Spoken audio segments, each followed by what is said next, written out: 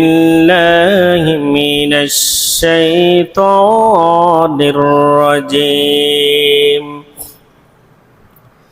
بسم الله الرحمن الرحيم يا أيها الذين آمنوا وكونوا مع الصادقين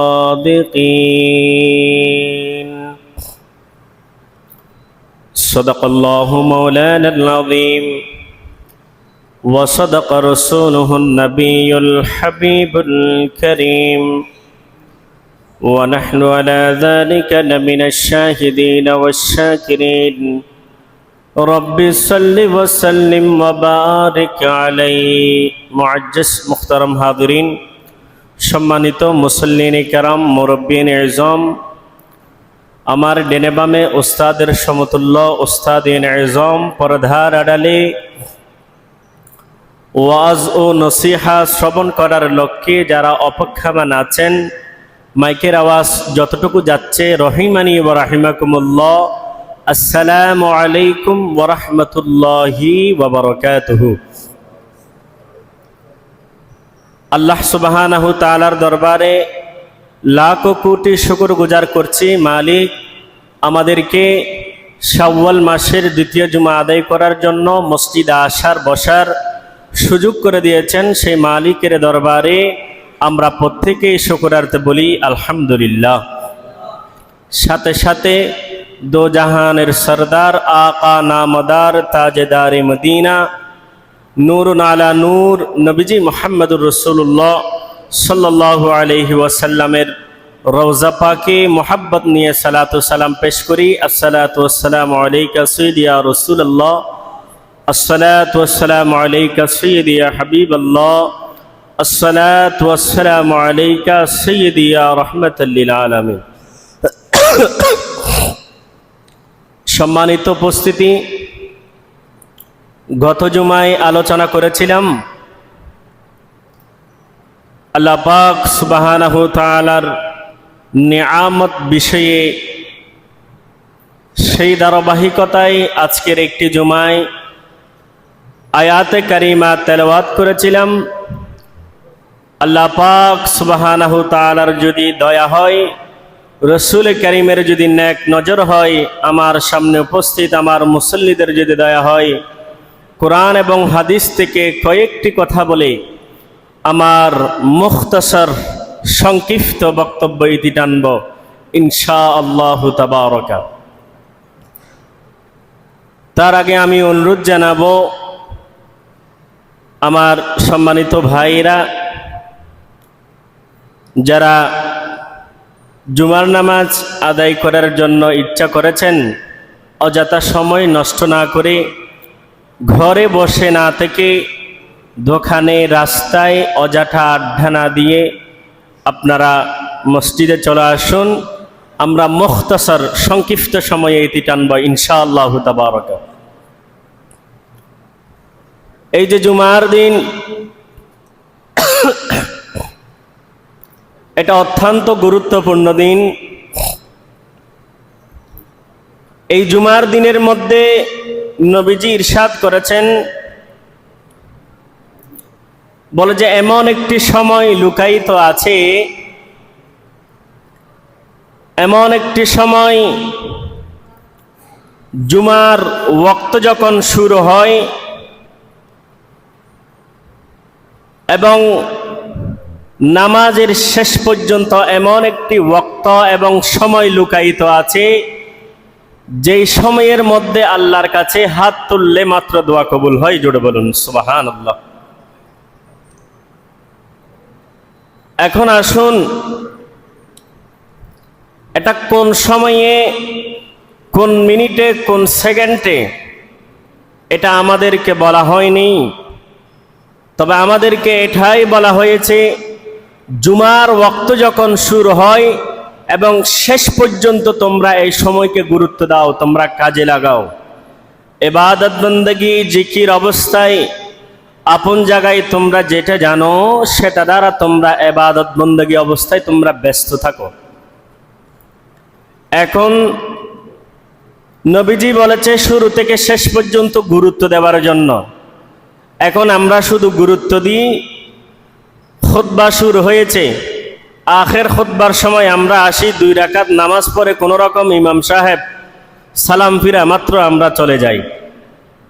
অথচ নবীজি বলেছে ওই সমস্ত ব্যক্তিরা জুমার নামাজ পড়তে এসেও গুনাহগার হবে যারা 2 রাকাত জুমার নামাজের আগে ক্বাবলাল জুমা বাদাল জুমা যারা আদায় করে না, এই সমস্ত ব্যক্তিরা জুমার নামাজ পড়তে এসেও গুনাহগার হবে।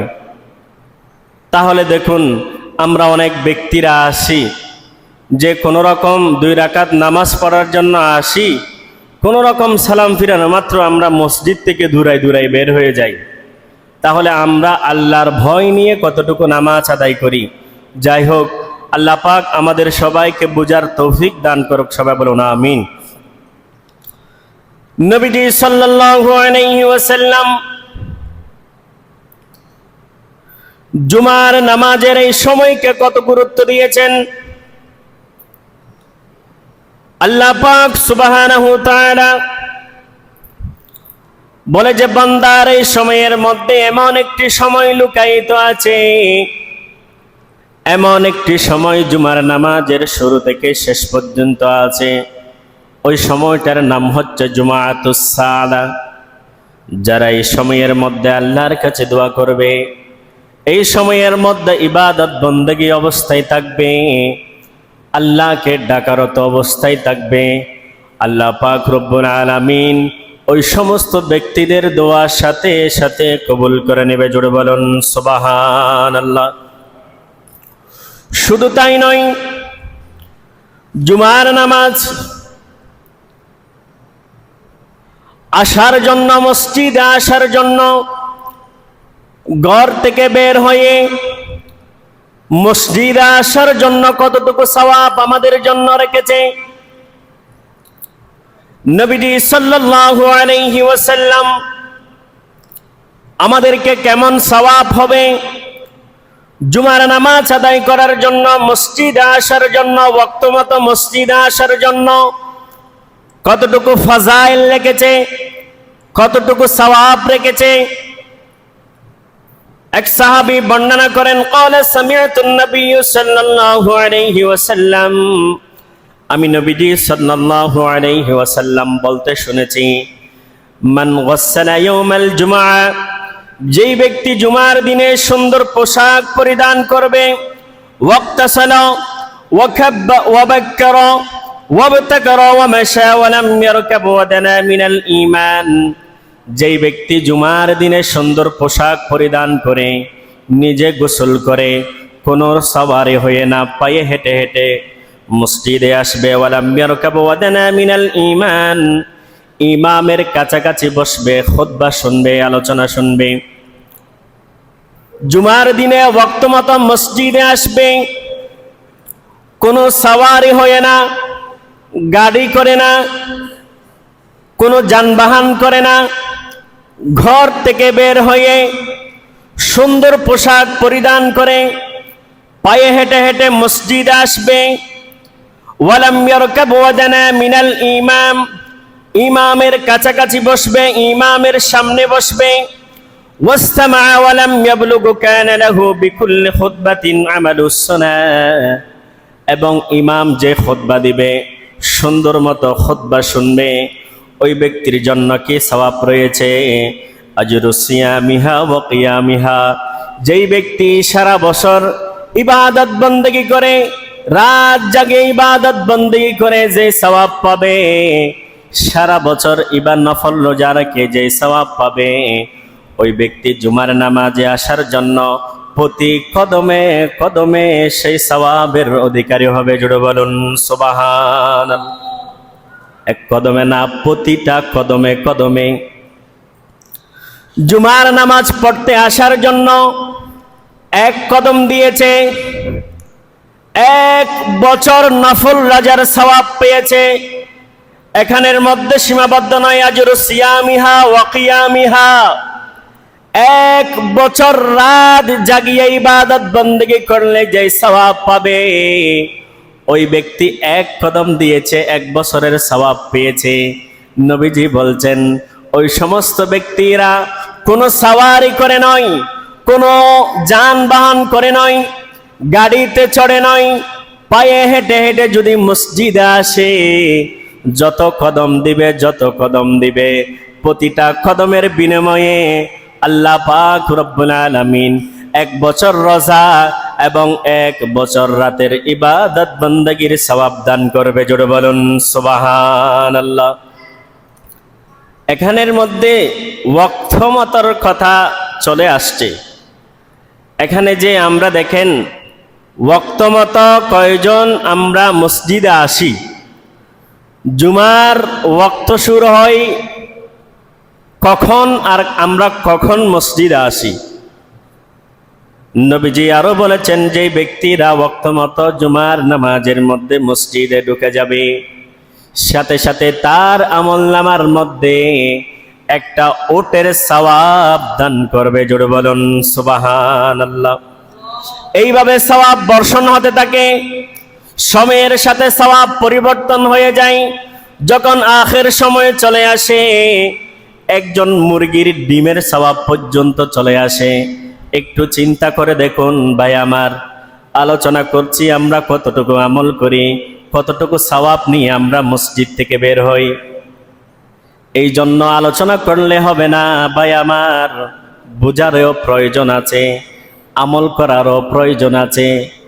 আজকে মাইকের আওয়াজ যতটুকু যাচ্ছে, মাইকের আওয়াজ যতটুকু শোনা যাচ্ছে, আমাদের প্রত্যেকের জানা দরকার জুমার নামাজে, জুমার নামাজ আদায় করার জন্য, জুমার নামাজ পড়ানোর জন্য যেই ব্যক্তি সময় মতো ওয়াক্ত মতো মসজিদে চলে আসবে, সুন্দর পোশাক পরিধান করবে, পায়ে হেঁটে হেঁটে মসজিদে আসবে, আল্লাহ পাক রব্বুল আলামিন তার আমলনামার মধ্যে 1 বছর নফল রোজার সওয়াব, 1 বছর নফল ইবাদত বন্দেগীর সওয়াব দান করবে। জোরে বলুন সুবহানাল্লাহ।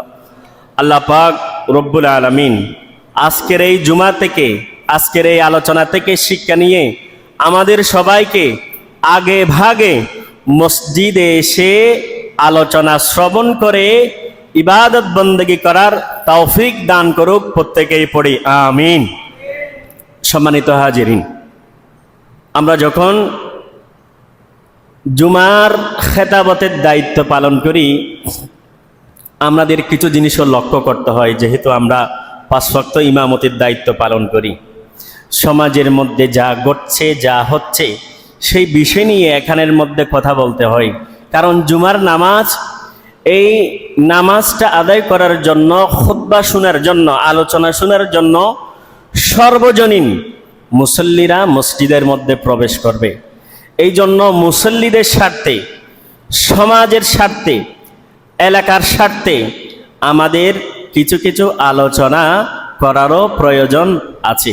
এই জন্য অন্যতম একটি আলোচনা আমাদের আমল করা দরকার, শয়তান থেকে আমরা কিভাবে বাঁচব।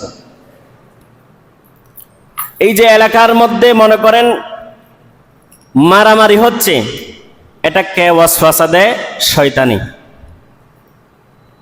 ফিতনা হচ্ছে, এই ফিতনা করার পিছনে ওয়াসওয়াসা দেয় কে? শয়তান।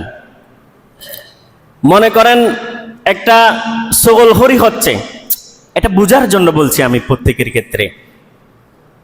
একজনের কথা অপরজনকে লাগিয়ে দিচ্ছে, গীবত হচ্ছে, মুনাফিকি হচ্ছে, নিন্দা হচ্ছে, এই সমস্ত কিছুর ওয়াসওয়াসা দেখে শয়তান। তো এই শয়তান থেকে বাঁচার জন্য নবীজি সাল্লাল্লাহু আলাইহি ওয়াসাল্লাম আমাদেরকে ছোট্ট একটি দোয়া শিখিয়ে দিয়েছেন। এই দোয়া আমাদের প্রত্যেকের শিকার দরকার আছে কি নাই? আছে, আছে। নবীজি বলছে ছোট্ট একটি দোয়া, এই দোয়া যদি তোমরা তেলাওয়াত করো, এই দোয়া যদি তোমরা পড়ো, তাহলে অবশ্যই অবশ্যই তোমরা শয়তান থেকে বাঁচতে পারবে, তোমাদের রাগ নিয়ন্ত্রণ হবে এবং তোমরা ফিতনা থেকে বাঁচতে পারবে, মুনাফিকি থেকে বাঁচতে পারবে। যেই কাজ করলে তোমরা ইবাদত বন্দেগী করার পরে নষ্ট হয়ে যায়, ওই সমস্ত বিষয় থেকে বাঁচার একটি দোয়া আছে। আমাদের প্রত্যেকের শিকার দরকার আছে কি নাই? আছে। নবীজি সাল্লাল্লাহু আলাইহি ওয়াসাল্লাম বলেন, সমাজের মধ্যে মারামারি হবে, পরিবারের মধ্যে মারামারি হবে,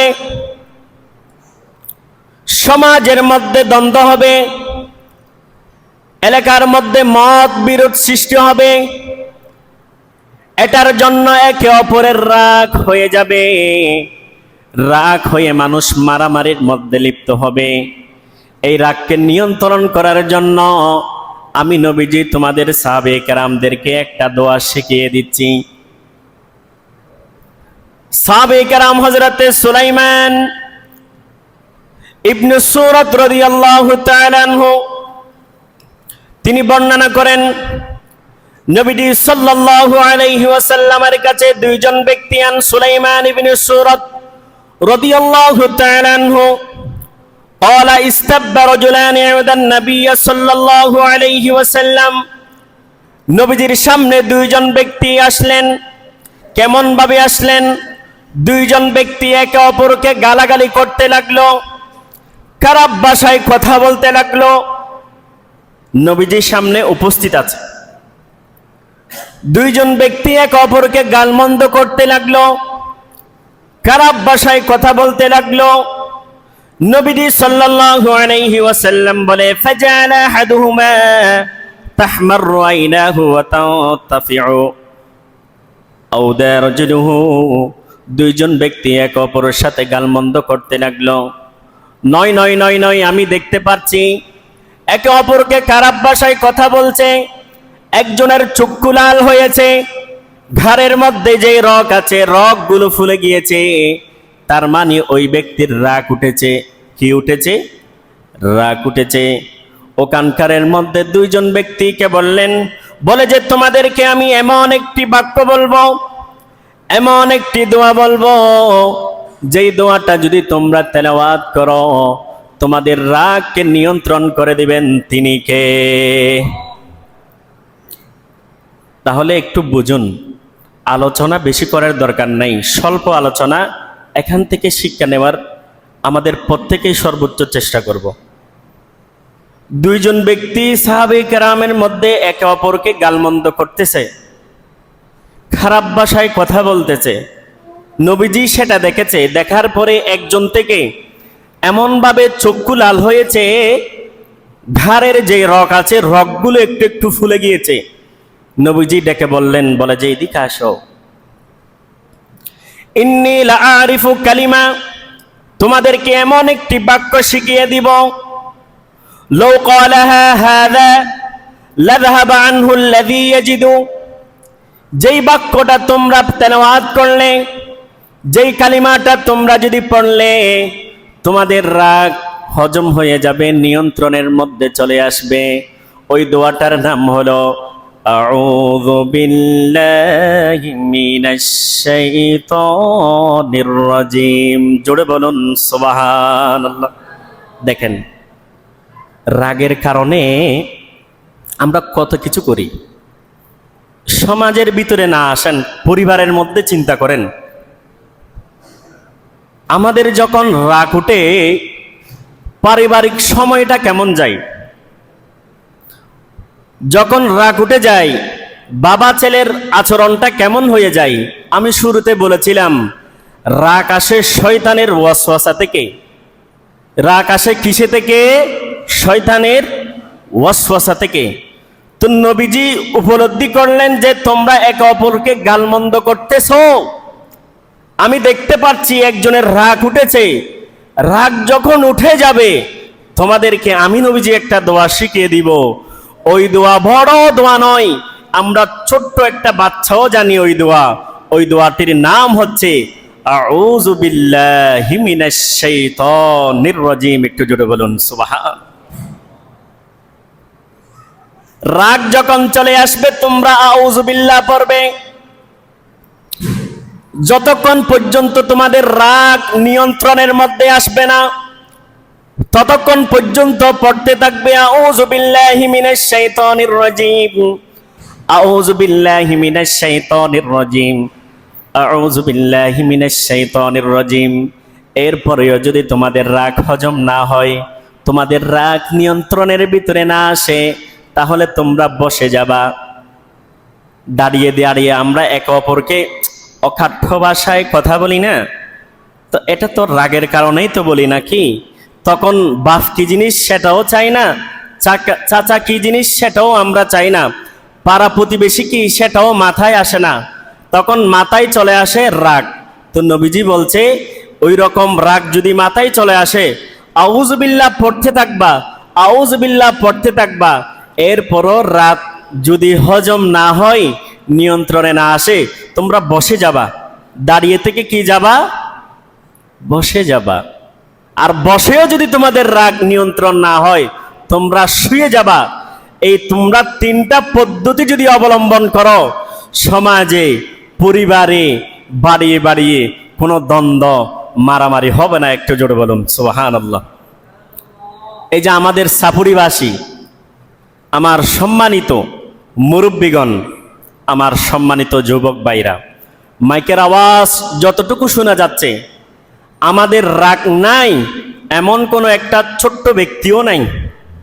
ছোট একটা বাচ্চাকে আপনি মোবাইল দিলে এটা একটু নিয়ে দেখেন না, কেমন রাগ উঠে যায়, কান্না করবে, না হয় আপনাকে মারামারি শুরু করে দিবে। ছোট বাচ্চা তো রাগ নাই, যে সমাজের মধ্যে পাগল থেকে আরো বেশি রাগ। এটা আলোচনা এগুলো বারবার তো আর করা যায় না। যখন করা যায় একটু চিন্তা করবেন যে হুজুর কি বলতে চাচ্ছে, আসলে কি বুঝাইতে চাচ্ছে। সময় সংক্ষিপ্ত সময়, জুমার সময়, লম্বা সময় নিয়ে তো একটা কোরআনের তাফসীর করে ভালো করে বোঝানোরও তো তেমন একটা সুযোগ হয় না। তো বুঝবেন আমি কি বুঝাইতে চাচ্ছি। রাগ নাই সমাজের মধ্যে এমন কোনো মানুষ, নরনারী বলেন নাই। তো যখন রাগ চলে আসবে, ভাই ভাইয়ের প্রতি যখন রাগ চলে আসবে, সমাজের পাড়া প্রতিবেশীর উপর যখন রাগ চলে আসবে, বাবা সন্তানের প্রতি, মা মেয়ের প্রতি, ছেলের প্রতি, এক ভাই অপর ভাইয়ের প্রতি যখন রাগ চলে আসবে, ভাই আমার শিখানো দোয়া নয়, আমার শিখানো দোয়া নয়, নবীজি শিখিয়ে দিয়েছেন। রাগ চলে আসলে তোমরা আউযুবিল্লাহ পড়তে থাকবা, পড়তে থাকবা। দাঁড়িয়ে অবস্থায় থাকলে তোমরা বসে যাবা, বসা অবস্থায় থাকলে তোমরা শুয়ে যাবা। এই তিনটা পদ্ধতি যদি তোমরা অবলম্বন করো, তাহলে আমাদের রাগকে হজম করে দিবেন তিনি কে? আল্লাহ। আজকের আলোচনা থেকে আরেকটা শিক্ষা নিব, রাগ উঠলে আমরা আউযুবিল্লাহ পড়ব, দাঁড়িয়ে থাকলে বসে থাকবো, বসা অবস্থায় থাকলে শুয়ে যাব।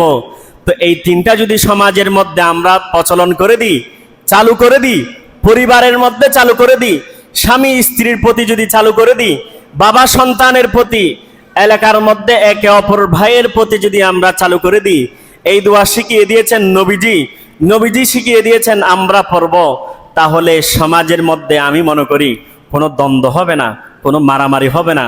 এমন মারামারি হবে না যেটার কারণে মানুষ আঘাত করবে, রক্তপাত করবে। সোশ্যাল মিডিয়ায় আপনারা দেখতেছেন না কত মারামারি হয়ে যাচ্ছে, কোন দিকে কি হয়ে যাচ্ছে। অন্তত আমরা এগুলো থেকে বাঁচতে পারবো। আমরা সমাজ সুন্দর চাই, আমরা পারিবারিক জীবন সৌন্দর্য চাই, আমরা এলাকার জীবন সৌন্দর্য চাই। আল্লাহ পাক রব্বুল আলামিন এই আলোচনা থেকে শিক্ষা নিয়ে আমাদের সবাইকে আমল করার তৌফিক দান করুক। সবাই বলুন আমিন। একটু দরুদ শরীফ পড়ুন। সালাতুনিয়া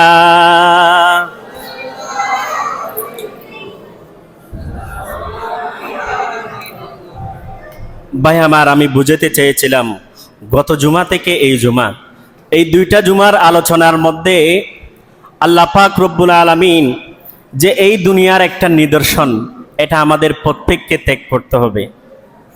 এই দুনিয়ার মধ্যে কাউকে মেরে, কাউকে গালাগালি করে, খারাপ ভাষায় কথা বলে দুনিয়ার মধ্যে আমরা কেউ স্থায়ী হতে পারবো না।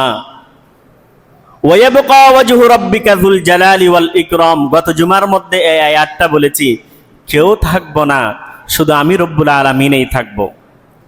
কিয়ামতের ময়দানে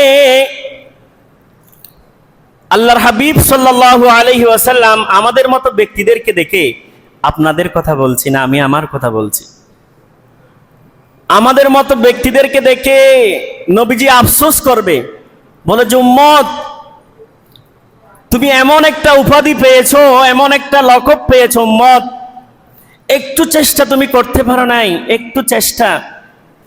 সমাজের মধ্যে যে মারামারি করার জন্য লম্বা সময় তুমি ব্যয় করেছো, পাপাচার করার জন্য তুমি লম্বা সময় ব্যয় করেছো, বিভিন্ন পাপাচারে বিভিন্ন সেক্টরে লিপ্ত হওয়ার জন্য লম্বা হায়াত তুমি ব্যয় করেছো, আর আমি নবীজি মেরাজে গিয়ে তোমার জন্য 5 ওয়াক্ত নামাজ যে নিয়ে আসলাম, একটু চেষ্টা করতে পারলা না তুমি? আল্লাহ পাক রব্বুল আলামিন বলছে, ইয়াগফিরু লাকুম যুনুবাকুম ওয়া ইয়াগফিরু লাকুম জান্নাতিন তাজরি মিন তাহতিহাল আনহার ওয়া মাসাকিন তাইয়্যিবাতান ফি জান্নাতি আদ। বলে যে এই সেই উম্মতগুলোর জন্য যাদের নামের পাশে শ্রেষ্ঠ নবীর শ্রেষ্ঠ উম্মত লেখা আছে, এই উম্মতের জন্য যেই জান্নাত বানিয়েছি, এটা স্বয়ং আমি আল্লাহ কুদরতি হাতে বানিয়েছি। জোরে বলুন সুবহানাল্লাহ। ওয়া মাসাকিন তাইয়্যিবাতান ফি জান্নাতি আদ।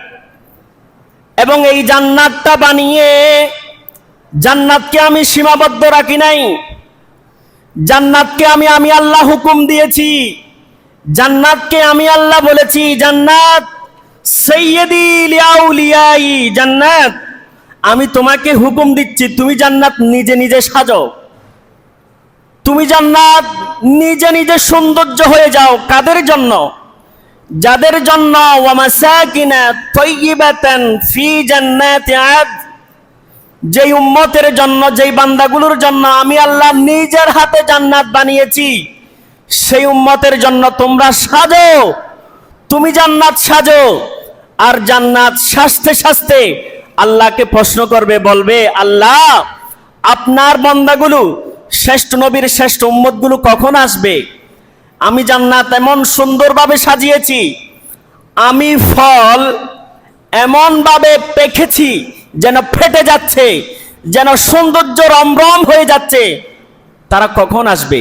আর সেই উম্মতগুলোকে কিয়ামতের ময়দানে আল্লাহ পাক রব্বুল আলামিন বলবে যে হাবিব দেখো তো, তারা একটু চেষ্টা করতে পারে নাই, যে একটু চেষ্টা, যে একটু চেষ্টা। 24টা ঘন্টার মধ্যে কয় ঘন্টা আমি কিভাবে ব্যয় করি, এটা আমি আমার কথা বলছি, আপনি আপনার কথা চিন্তা করেন। আমার সম্মানিত মুসল্লিগণ, কাউকে ইন্ডিকেট করে আমার বলা নয়, আমি শুধুমাত্র পরিবর্তন, আমি চাই চেঞ্জ চাই। আমি কালকের জীবন রাখতে চাই না, কালকে চায়ের দোকান বসে আমি আড্ডা দিয়েছি, এটা আমি আজকে আর চাই না। কালকে রাতে না জেনে কেউ না দেখে মতো, শুধুমাত্র আল্লাহ দেখেছে, আচ্ছা আমরা যেটাই করি না কেন সেটা দেখেন তিনি কে? আল্লাহ। কেউ দেখে নাই, শুধু আল্লাহ দেখেছে। এমন পাপ করেছি, এটা আমি আর আজকে রাখতে চাই না, আমি পরিবর্তন চাই। তো নবীজি বলছেন তাদেরকে দেখে, তাদের আমলনামা দেখে এমন ভাবে কান্না করবে। আর জান্নাতের মধ্যে যে সমস্ত হুররা আছে, বলে যে তাদের জন্য, শ্রেষ্ঠ নবীর শ্রেষ্ঠ উম্মতের জন্য এমন কিছু হুর আছে, তাদের শুধুমাত্র চুল থাকবে 120 ফিট।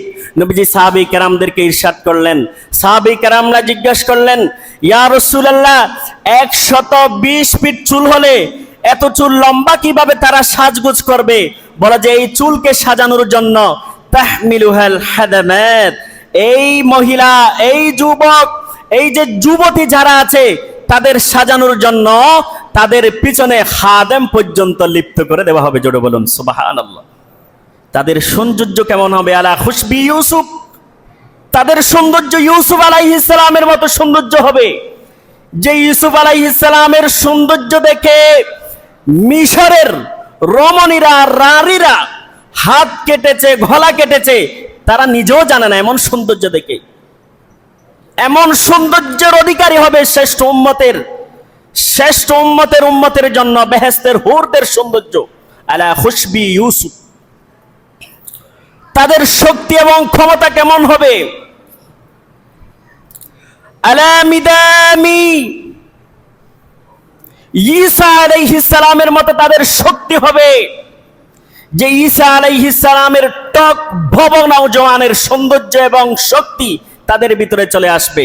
শুধু এতটুকুতেই তারা সীমাবদ্ধ থাকবে না, আলা কুওয়াতি মুসা, মুসা আলাইহিস সালামের ক্ষমতা চলে আসবে।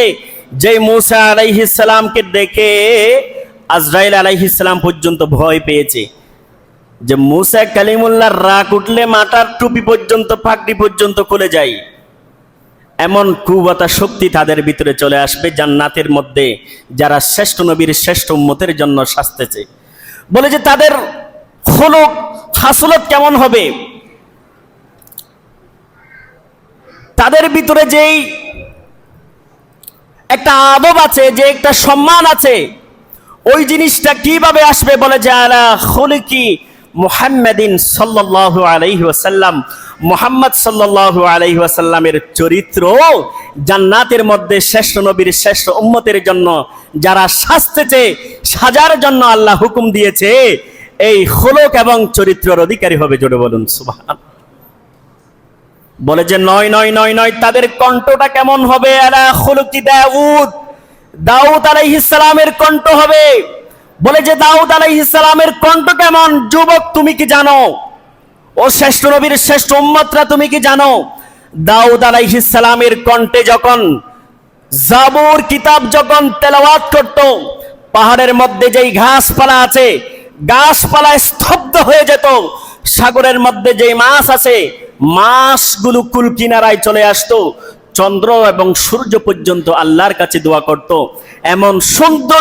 এমন সুন্দর কণ্ঠের অধিকারী হবে যে শ্রেষ্ঠ নবীর শ্রেষ্ঠ উম্মতরা দুনিয়ার মধ্যে শুধুমাত্র একটু চেষ্টা করেছে, একটু চেষ্টা। বলো যে একটু চেষ্টাটা কি? যে নবীজির উপর যে 5 ওয়াক্ত নামাজ যে নবীজির উম্মতের উপর ফরজ করে দিয়েছে, শুধুমাত্র এই ফরজটা আদায় করলে তাদের জন্য জান্নাত সহজ হয়ে যাবে। জোরে বলুন সুবহানাল্লাহ। একটু চিন্তা করুন তো, যে এই যে আজকের এই আলোচনার মধ্যে প্রথমে একটা কথা বলেছিলাম, আমরা জুমার নামাজের মধ্যে যদি আগে আসি, কখন আসি? একটু সবাই লক্ষ্য করুন।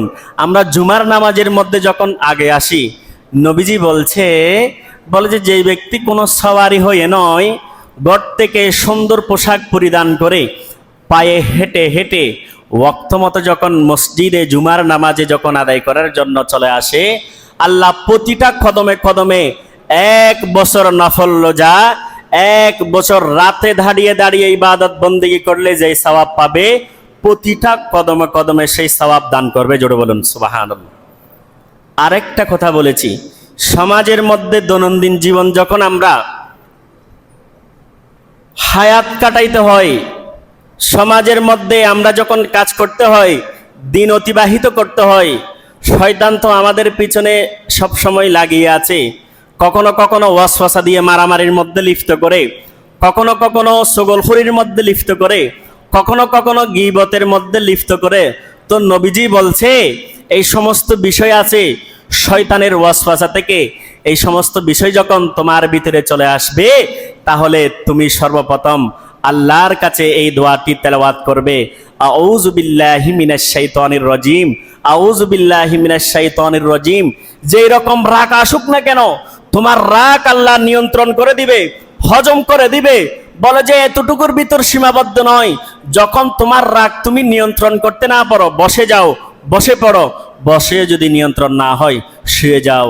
এই 3টা টেকনিক এবং ওয়ে আমরা যদি আমাদের ভিতরে যদি আমরা করি, এই 3টা জিনিস যদি আমাদের ভিতরে বাস্তবায়ন করি, আমাদের রাগকে, আমাদের সমাজকে সুন্দর, পারিবারিক জীবন সুন্দর করে দিবেন। তিনি কে? আল্লাহ। সুতরাং ভাই আমার, আল্লাহ তো বলছে তোমরা কেউ থাকতে পারবে না আমি আল্লাহ ছাড়া। শেষ মুহূর্তে মালাকুল মউতকে আমি জিজ্ঞেস করব, মালাকুল মউত এখানে আর কেউ বাকি আছে? বলে যে নাই। বলে যে তোমারও মৃত্যু হবে, তুমিও মারো। মালাকুল মউত যিনি জান কবজ করে মানুষের জান নিয়ে যায়, ওনাকে প্রশ্ন করবে এখন আর কেউ আছে কিনা? নাই, সবকিছু খালাস হয়েছে। বলে যে তুমিও মরো। তাহলে এই দুনিয়ার মধ্যে কেউ থাকবে না। পার্থিব জীবনে আমার একটা হিসাব আছে, আমি পুরো মাস আমি চাকরি করি একটা ব্যাংকে কিংবা একটা ইন্ডাস্ট্রি কিংবা দোকানে, আমার একটা হিসাব আছে। হিসাব করে আমাকে একটা বেতন দেওয়া হয়, সুতরাং আমার একটা 80 কিংবা 50 কিংবা 100 বছর আমার একটা হায়াত আছে। এই হায়াতের জিন্দেগি কবর, এই হায়াতের জিন্দেগি কবরের পরিচয় হবে, কিয়ামতের ময়দানে পরিচয় হবে। তো সেই কিয়ামতের ময়দানে নবীজি বলছে, উম্মত একটু যদি চেষ্টা করতে, একটু যদি চেষ্টা করতে, একটু যদি পরিশ্রম করতে, আল্লাহর দেওয়া কর্জ তুমি যদি আদায় করতে, তোমার জন্য আজ হয়ে যেত জান্নাত। আর এই জান্নাতের মধ্যে ইউসুফ আলাইহিস সালামের মতো সৌন্দর্য অপেক্ষা করতেছে, দাউদ আলাইহিস সালামের মতো কণ্ঠে সৌন্দর্যের অধিকারী তোমার জন্য অপেক্ষা করতেছে। আর সেই জান্নাতের মধ্যে মুসা আলাইহিস সালামের মতো কুওয়াত শক্তি, ঈসা আলাইহিস সালামের মতো টকবক জওয়ান তোমার জন্য হযরতে মুহাম্মদ সাল্লাল্লাহু আলাইহি ওয়াসাল্লামের চরিত্র অধিকারী জান্নাতের মধ্যে অপেক্ষা করছে। আল্লাহ পাক আমাদের সবাইকে বুঝে সমাজটা সুন্দর করার, পারিবারিক জীবন সুন্দর করার, সুন্দর করে নিজে আমল করে আল্লাহর থেকে জান্নাত নেওয়ার তৌফিক দান করুক। প্রত্যেকে পড়ে আমিন। ওয়া আখিরু দাওয়ানা আনিল হামদুলিল্লাহি রাব্বিল আলামিন। আসসালামু আলাইকুম ওয়া রাহমাতুল্লাহ। যারা সুন্নত আদায় করেন নাই, 4 রাকাত সুন্নত আদায় করে নিন।